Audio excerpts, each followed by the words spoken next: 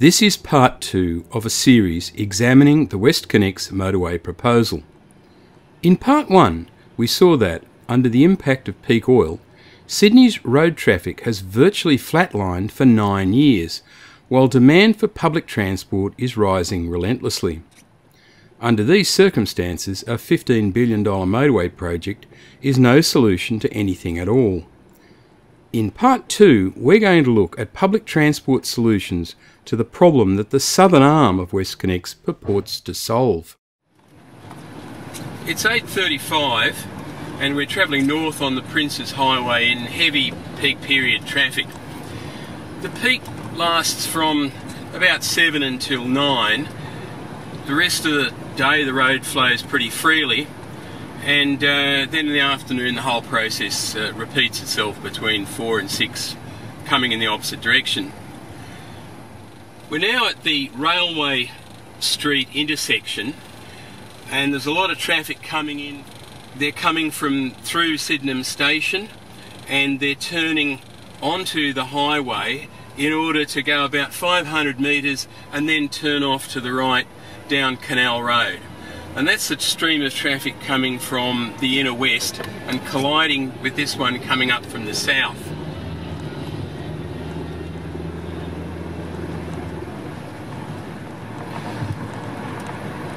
And both the lanes on my right are now going to turn right down Canal Road, and those motorists are trying to get into jobs in the southern industrial area, and a lot of them are going to then go through the southern industrial area and out to the University of New South Wales and the Randwick Education and Health Complex.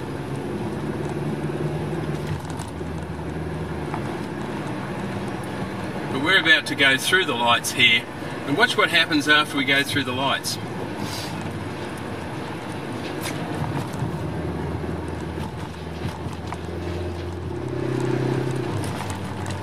There's almost no stream of traffic from Canal Road onwards heading into the CBD.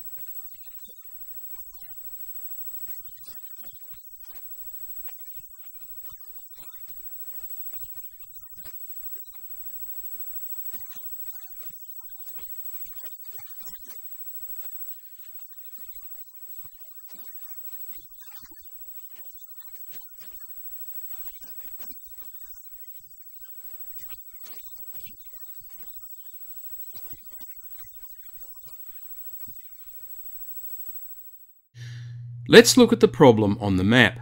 Including students, about 130,000 people work in the industrial area, the university and the health precinct.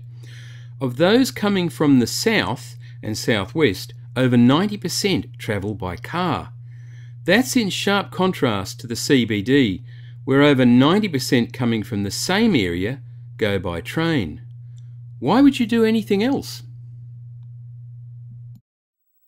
Let's look at some public and active transport solutions that would remove tens of thousands of cars from the M5 motorway, Princes Highway and local roads. Collectively, they'd cost a small fraction of the price of the southern arm of WestConnex. The airport line opened in time for the 2000 Olympics. Another public-private partnership gone horribly wrong. It was an $800 million job. The taxpayer forked out about $600 million for the track and tunnel, but the 4 stations were financed by the private sector, and they whack a surcharge on top of the rail fare. It's that surcharge that's crippled patronage on the line. This bizarre arrangement was partly modified just before the 2011 election, when the Labor government agreed to pay the $2.50 surcharge for each passenger passing through the Green Square and Mascot stations. A patronage increase of 17% was expected, but they got 70%. So we can expect a whopping transfer from road to rail at the more important international and domestic terminal stations, if the absurd $12.30 access fee there is abolished. The simplest and cheapest way to immediately and substantially cut traffic on the roads leading to the airport is for the government to buy out the owner, Westpac, and bring fares back to normal.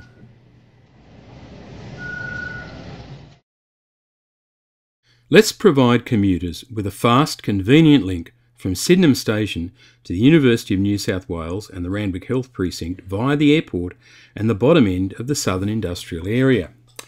Here's how to do it with EcoTransit's East-West TransLink proposal. There's space in the Bankstown Line rail easement for 2 light rail tracks from Dulwich Hill, where the Inner West Light Rail, now under construction, will terminate, to Sydenham Station. From Sydenham, new track would run next to the Botany Goods Line. There'd be a stop at Domestic Terminal where light rail would interchange with the airport line. So the TransLink would act, in effect, as the public transport airport link for that vast slab of Sydney for which the airport rail line isn't much use. The TransLink would connect with South East Light Rail at Kingsford and continue on to Prince of Wales Hospital. Along the route, the stops would provide comprehensive local coverage and a parallel cycleway would enhance the corridor's efficiency.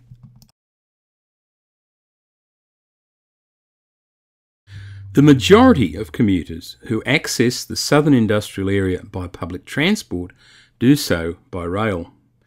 No surprises there, but the trouble is, with no station at Duty Street in the centre of the southern industrial area, there's a yawning gap in coverage. Retrofitting a Duty Street station is a no-brainer. We know from the booming patronage at Green Square and Mascot stations that a Duty Street station would attract at least 10,000 passengers a day, and that's thousands more cars off the roads. And let's not neglect the ability of cycling to greatly extend the normal walking catchment of stations. Abundant lock-up for private bicycles and a free bike scheme would bring the whole of the industrial area within easy commuting range.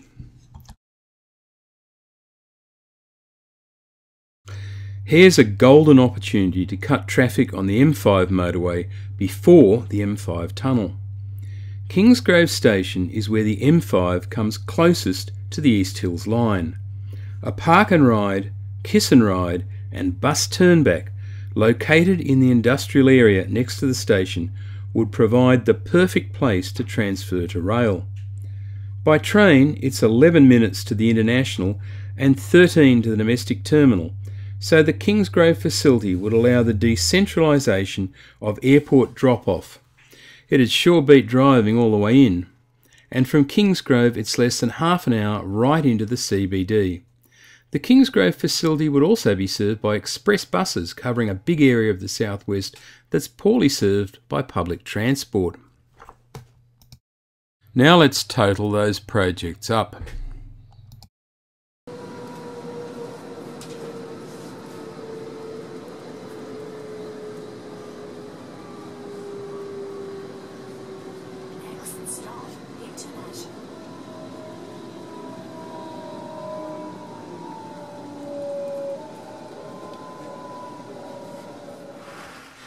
As Sydney motorists know, the road system works a lot better during school holidays, when there's typically a drop in traffic of between 5 and 10%.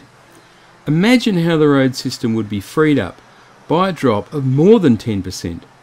That's what the projects we've outlined would achieve. Collectively, these solutions would be worth an eighth of the $6 billion plus the southern arm of WestConnex would certainly cost, and they'd come on stream quickly. With Sydney's vehicle kilometres travelled virtually static for 9 years in spite of rising population, we can be completely confident that these projects would significantly and permanently reduce traffic on the M5 and the roads leading into the southern industrial area. Since part 1 of this series went online, WestConnex has remained merely a concept without detail. But there have been some developments. Most significantly, the proposal to sync the motorway in a slot replacing Parramatta Road appears to have been abandoned in favour of a longer tunnel. But the developer's vision of broadacre high-rise redevelopment stimulated by WestConnex in large areas of the western suburbs and the inner west remains. And Nick Greiner has resigned from Infrastructure New South Wales.